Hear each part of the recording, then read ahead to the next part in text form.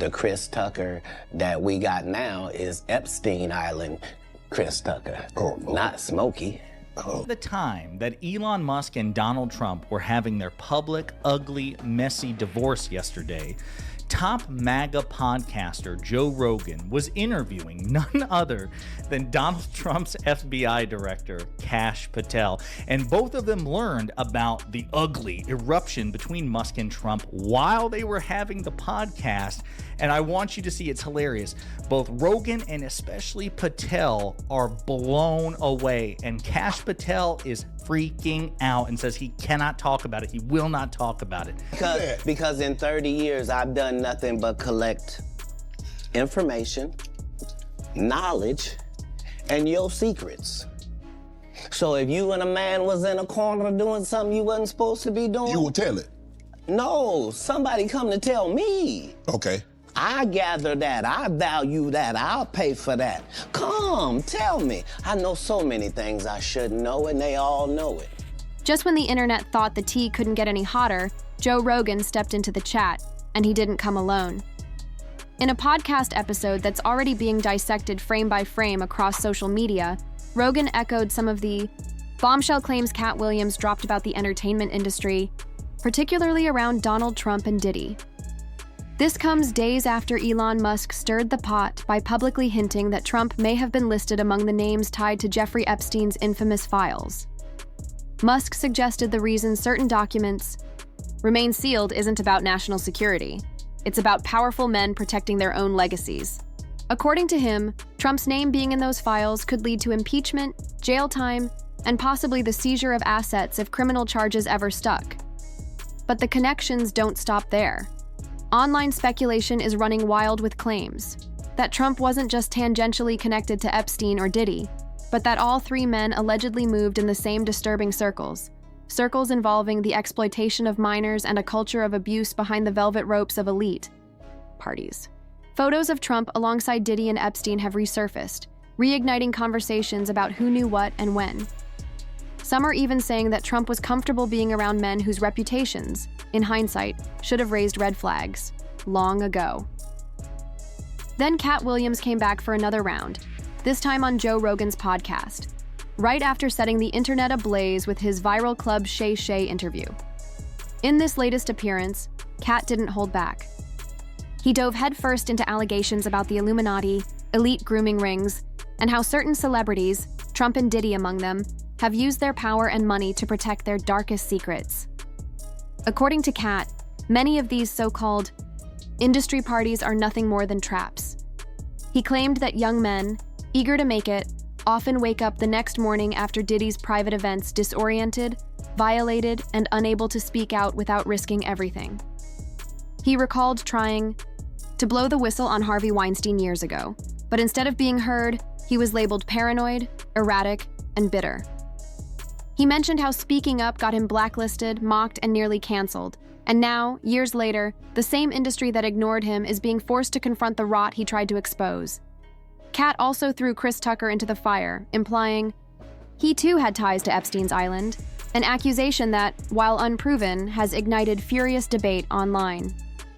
Screenshots, flight logs, and archived footage are being pulled up and examined with forensic detail by fans determined to piece together a pattern. But what really has everyone buzzing is the implication that Trump, Diddy, and others not only attended these events, but were complicit in the cover-ups that followed. Joe Rogan didn't necessarily confirm every detail, but his platforming of Katt Williams and his lack of pushback spoke volumes.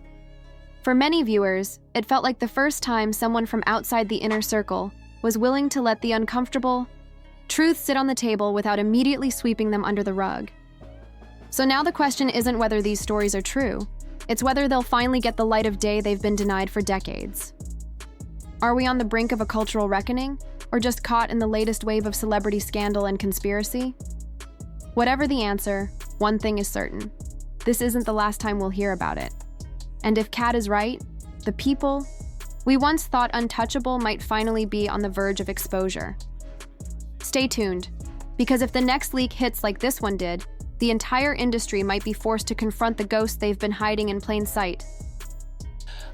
big deviants is all catching hell in 2024. It's up for all of them. It don't matter if you Diddy or whoever you is, TG Jakes, any of them. All lies will be exposed. That's all. And anyone who takes that the wrong way, know why they take it the wrong way.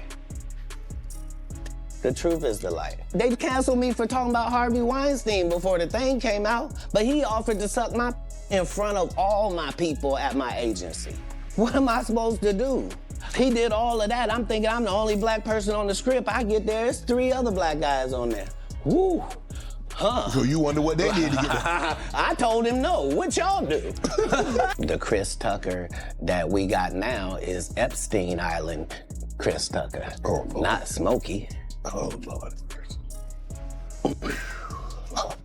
If I didn't know no better, I'd tell you he's the greatest. I don't care what you say.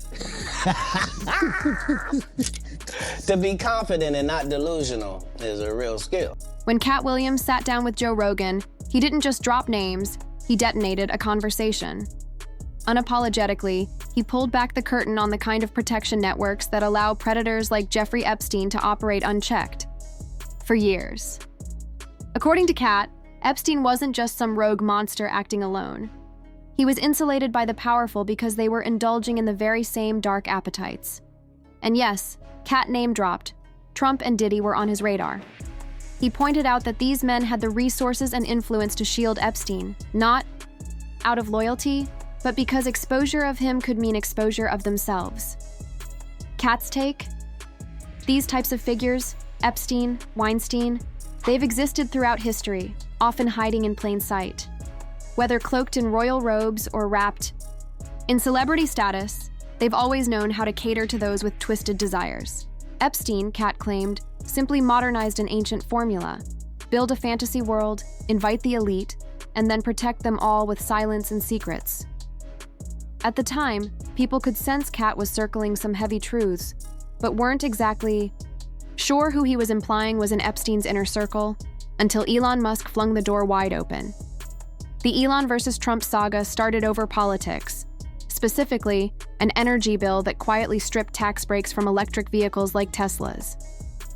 Instead, the legislation shifted support back to gas-powered cars, clearly a blow to Elon's clean energy empire.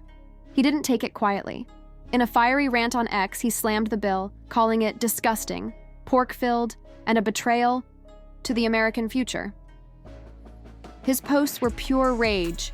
He blasted politicians, begged Americans to protest, and even got poetic, saying civilization deserved a slim and beautiful bill, not a bloated mess. And then came the pettiness turned thermonuclear.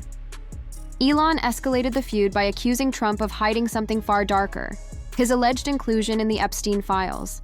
Musk claimed Trump's administration worked overtime to keep those documents sealed, because revealing them could land Trump behind bars, with his fortune potentially up for grabs. Time to drop the really big bomb, Elon wrote. Donald Trump is in the Epstein files. That's why they've never been made public. The truth will come out. With that one post, the internet collectively gasped. Suddenly, people were digging, hard. Old photos of Trump and Epstein laughing at parties resurfaced. Video clips showing them at events, sometimes shoulder to shoulder, were everywhere. The connection was real, and it wasn't subtle. Then came the most damning twist: a leaked audio, recording where Epstein reportedly called Trump his best friend. But in the same breath, Epstein also accused Trump of betrayal, saying Trump had a habit of cozying up to people, then stabbing them in the back once they let their guard down. A pattern, Epstein implied, that went far beyond politics. Now, the question isn't just about who was friends with who, it's about what these relationships protected and what truths are still buried. Katt Williams warned us. Elon lit the match. And now the world is waiting for the explosion that might just take down a few more towers of power. Exactly. That part of the leaked Epstein audio almost felt prophetic. It's as if Epstein, long before any of this blew up, was dropping a warning from the past about Trump's true nature. He described Trump as someone who gets close just long enough to earn your trust, then flips the script and stabs you in the back when it benefits him. And now, watching Trump and Elon fall out in real time, it's hard not to see that pattern playing out again. Epstein's words, once brushed off as bitter talk, now feel like a chilling foreshadowing of exactly how Trump moves, even with allies. Almost like Epstein wasn't just exposing Trump's tactics, he was predicting Elon's future. He is able to convince people, so he tells everybody what they want to hear. So how do you know this? That was supposed to show you. He has a sense of humor. He can be funny. Right. His ability to sell. It's very much like Clinton. Both Bill and Donald have the ability to go over to a fat, ugly woman. So you are the most beautiful thing I've ever seen. So you probably never had a scalp reduction. Because he had the same male pattern normal that we all have. It's not a horrible human being. He does nasty things to his best friends' wives. Anyone who first tries to gain your trust and then uses it to bad things. What's truly wild is how Joe Rogan, completely unintentionally, found himself at the epicenter of a cultural and political firestorm, all thanks to a live broadcast gone sideways. It started off like any other high-profile episode. Joe was interviewing Katt Patel, a former senior government official with deep ties to the Trump administration and a recurring figure in conspiracy-heavy political circles. But in a moment of pure internet chaos, Rogan received a live update mid-conversation, a tweet from Elon Musk that sent shockwaves through the room. Musk's message wasn't just bold, it was incendiary. Time to drop the really big bomb. Donald Trump is in the Epstein files. That's the real reason they haven't been made public, Elon posted. Rogan, visibly shaken, read the tweet aloud, and what followed was a moment of almost cinematic awkwardness. The air was thick with tension. Katt Patel's face went pale. He looked like someone had just whispered the apocalypse in his ear. Meanwhile, Rogan chuckled nervously, scrambling to distance himself with lines like, "I'm not participating in any of that," and "Someone needs to take his phone away." But behind that nervous laughter was something more revealing. Discomfort, maybe even fear. This wasn't just a celebrity throwing shade online. It was one of the world's most powerful tech billionaires publicly accusing a former president of being entangled in one of the most notorious sex trafficking cases in modern history, and doing it live, with Rogan and Patel as unwilling witnesses. The irony? Katt Patel wasn't just a random guest caught in the crossfire. He's a central figure in the very scandal that tweet reawakened. As a key player in Trump's inner circle and one of the most vocal advocates for transparency, around the Epstein files, Patel has long promised to help release sealed documents related to the case. Yet when the spotlight finally hit Trump, his former boss, Patel suddenly had nothing to say. No rebuttal, no clarification, no defense, just stiff body language and a determined effort to steer the conversation elsewhere. The silence was deafening. And when you contrast that silence with Joe Rogan's reaction, the shift becomes even more glaring. For months, Joe had been vocally aligned with Musk on topics ranging from censorship to celebrity hypocrisy. Together, they mocked elites who had harsh words for Trump while mysteriously avoiding any commentary about Diddy's growing controversies. Rogan even applauded Elon's so-called truth bombs, until one landed uncomfortably close to Trump, the boss. Second Trump's name entered the Epstein narrative, Rogan's tone flipped like a switch. Suddenly, Elon wasn't bold. He was reckless. Suddenly, his social media activity wasn't brave.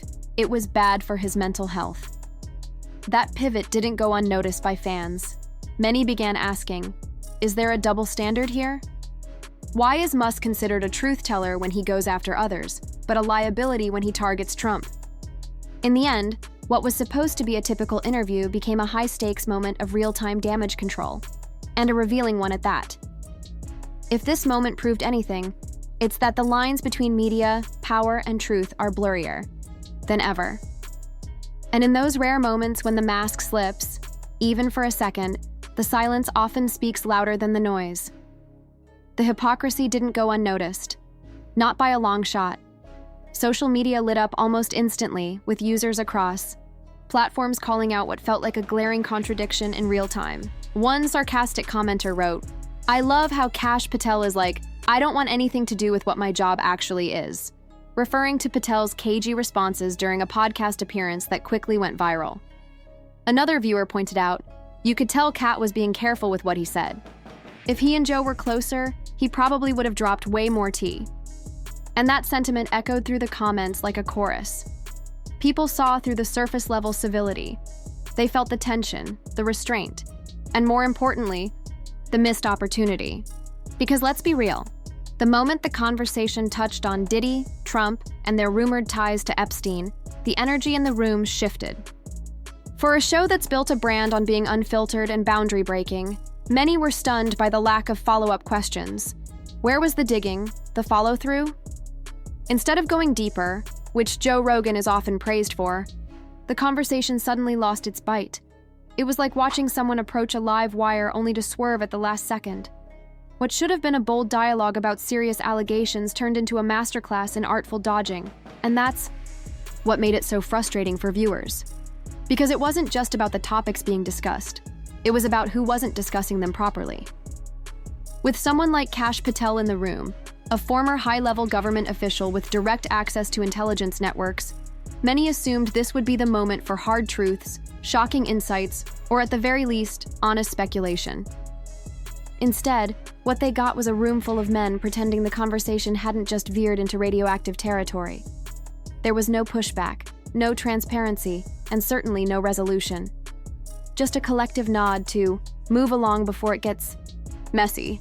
But here's where it gets even more layered. Joe Rogan's silence. You could see it in his posture, his face. The gears were turning. He wanted to say something. There were pauses, hesitations, eye contact that seemed to beg the question. Are we really going here? And yet, for whatever reason, loyalty, fear, calculated restraint, he held back. That silence? It rang louder than anything said aloud. So now the question falls to us. Did Joe Rogan, through his silence and subtle reactions, inadvertently confirm some of the wildest allegations floating around? Did his non-response give credence to Katt Williams's and Elon Musk's claims about the hidden protected connections between Trump, Diddy, and Epstein's elite network? And if Trump is truly being shielded from exposure, who's pulling those strings? Is it media figures protecting their access? Political allies preserving power? Or something even bigger and harder to name? One thing's for sure, in today's media landscape, what isn't said can matter just as much as what is. And sometimes, the real story lies in what gets left on the cutting room floor. Drop your thoughts in the comments. And if you think this was wild, just wait. The next chapter? Even messier tools.